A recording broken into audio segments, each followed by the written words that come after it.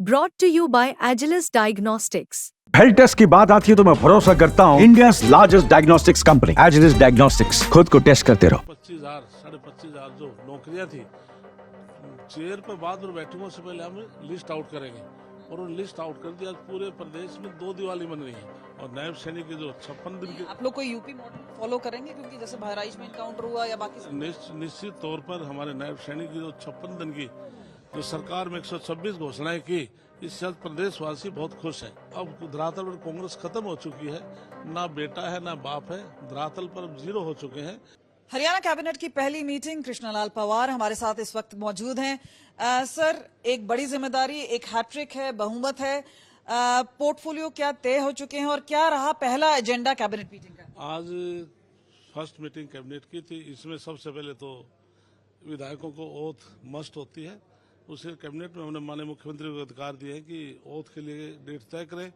उसके बाद फिर सेशन बुलाना होता है, तो उसके लिए भी हमने माननीय मुख्यमंत्री को अधिकृत किया है।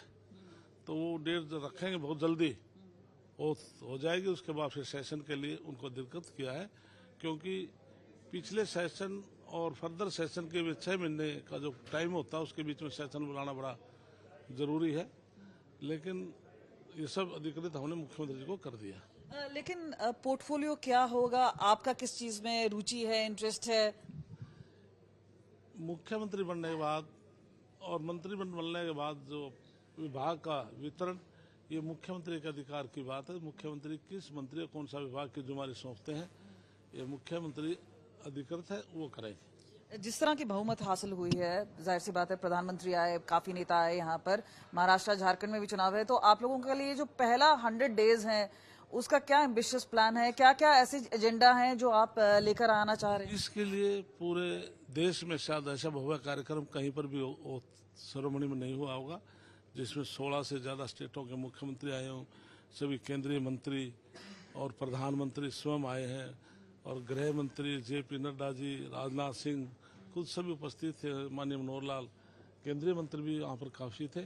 तो इतना भव्य जो कार्यक्रम हुआ, और जैसे आपने 100 दिन का एजेंडा तय किया, तो भारतीय जनता पार्टी जो अपना एजेंडा तय करती है, हम उसको 100% पूरा होता। एक छोटा सा रैपिड फायर आपसे ले लेते हैं, क्योंकि इसके लिए मैं बताता हूँ, जैसे माननीय नायब सैनिक जी ने पहले इलेक्शन दौरान में कह दिया था कि 25,000 25,500 जो नौकरियां थी, चेयर पर बाद में बैठकों से पहले हम लिस्ट आउट करेंगे और वो लिस्ट आउट कर दिया। आज पूरे प्रदेश में 2 दिवाली बन रही है। एक के गांव में कहीं पर 20 लड़के, कहीं पर 10 लड़के लड़कियां, कहीं पर 5 जो छोटा गांव है, तो 25,500 नौकरियां एकदम से दी है, बगैर पर्ची बगैर खर्ची के। उसके बाद माननीय मुख्यमंत्री चेयर पर बैठे हैं।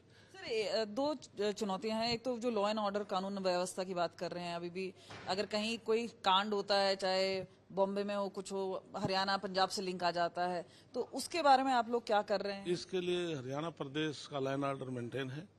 लॉ एंड ऑर्डर मेंटेन है, हमने विकास के काम किए, जब तो पूर्ण बहुमत से सरकार 48 सीट हमें दी है। तो इसलिए निश्चित तौर से भारतीय जनता पार्टी की कार्यशैली पर प्रदेशवासी खुश है। और नायब सैनिक के जो 56 दिन के, आप लोग कोई यूपी मॉडल फॉलो करेंगे, क्योंकि जैसे बहराइच में इनकाउंटर हुआ या बाकी निश्चित तौर पर हमारे नायब सैनिक की जो 56 दिन की जो सरकार में 126 घोषणाएं की, इससे आज प्रदेशवासी बहुत खुश है। तो एक ट्रेलर था, पिक्चर तो भी बाकी है। पिक्चर अभी बाकी। स्टबल बर्निंग की भी बात कई बार आती है, अभी दोबारा से हो गया है, दिल्ली से भी सूचना आती रहती है। तो उसको जो पराली को लेकर हमने पंजाब में देखा किस तरह के प्रोएक्टिव है, सुप्रीम कोर्ट ने भी इस तरह से बोला हुआ है, पंजाब और हरियाणा से रिपोर्ट मांगी। इसके लिए पराली के लिए बिल्कुल सुप्रीम कोर्ट ने बोला, हरियाणा सरकार हम बिल्कुल किसान के संपर्क में है। हम किसान को जिस प्रकार से कोई फसल को एक्सचेंज करेगा, पैडी की बजाय जैसे कोई मक्का को दूसरी फसल एक्सचेंज करके भेजा, हम 7,000 प्रति एकड़ किसान को देते हैं। और हमने इलेक्शन दौरान में भी हमने 1,000 प्रति एकड़ किसान को इसलिए दिया है कि वो पराली न जलाए। लेकिन मेरे विधानसभा में रिफाइनरी है, वहाँ पर हमने प्लांट लगाया है पराली को यूज करने के लिए, एनोथेल बनाने के लिए, जो 1 लाख लीटर पर डे बनाएगा, जिसमें पराली यूज होगी। तो हम किसानों को हम प्रचार भी कर रहे हैं। किसान इस बात को, जिस प्रकार से किसान काटने के बाद उसको फोल्ड करने के लिए हमने मशीनें भी दी हरियाणा सरकार की तरफ से, जिससे कि व्यापारी उनको एक स्थान पर इकट्ठा करके फैक्ट्रीज में और जैसे थर्मल प्लांट में सभी में प्रोएक्टिव मेजर्स लिए जा रहे हैं। एक और आखिरी सवाल आपसे पूछना चाहेंगे, आज कांग्रेस की भी विधायक दल की बैठक है और LOP की बात आ रही है, किस तरह से देख रहे हैं, क्योंकि उन्होंने काफी हद तक एक ब्लेम गेम भी किया कि ईवीएम है उसके साथ छेड़खानी हुई है, जो परसेंटेज ऑफ बैटरी है, सारी काफी चीजें हुई हैं। किस तरह से देखते हैं, और आपको लगता है कि उनको जिस तरह का नंबर्स मिले हैं एक एक्टिव ऑपोजिशन मिलेगी आपको? इसके लिए हमारी 8 तारीख को काउंटिंग से पहले 3 दिन पहले मुख्यमंत्री ने प्रेस कॉन्फ्रेंस कह दिया जो 8 तारीख का रिजल्ट आएगा भारतीय जनता पार्टी के पक्ष में आएगा, और उसके बाद ये ईवीएम की बात को कांग्रेस के लोग उठाएंगे। वही बात 3 दिन पहले मुख्यमंत्री जी ने बोल दी थी, इसलिए कांग्रेस पार्टी के पास कोई मुद्दा है नहीं। अंगूर खट्टे हैं। अब अंगूर खट्टे हैं। बस अब तो यही बात। तो हुड्डा साहब ही बनेंगे, आपको लग रहा है एलओपी कौन बनेगा? इसी के लिए हुड्डा साहब, अब धरातल पर कांग्रेस खत्म हो चुकी है, ना बेटा है ना बाप है, धरातल पर अब जीरो हो चुके हैं।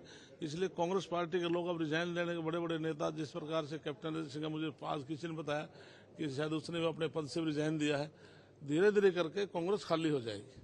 कांग्रेस खाली हो जाए तो इसका मतलब बीजेपी मजबूत और मजबूत होगी। मंत्री पद संभालने के बाद पहली बार बातचीत कर रहे हैं, और खास तौर पे आज एक अहम दिन है क्योंकि पोर्टफोलियोज भी दिए जाएंगे और उसमें तय होगा कि क्या परफॉर्मेंस मिलती है, क्या अगले 100 दिन का कार्यकाल रहता है। एक एम्बिशियस प्रोग्राम है, और नायब सिंह सैनी जो कि नए पोस्टर बॉय बन गए हैं। कैमरा पर्सन चांदी के साथ कमलजीत संधू, चंडीगढ़।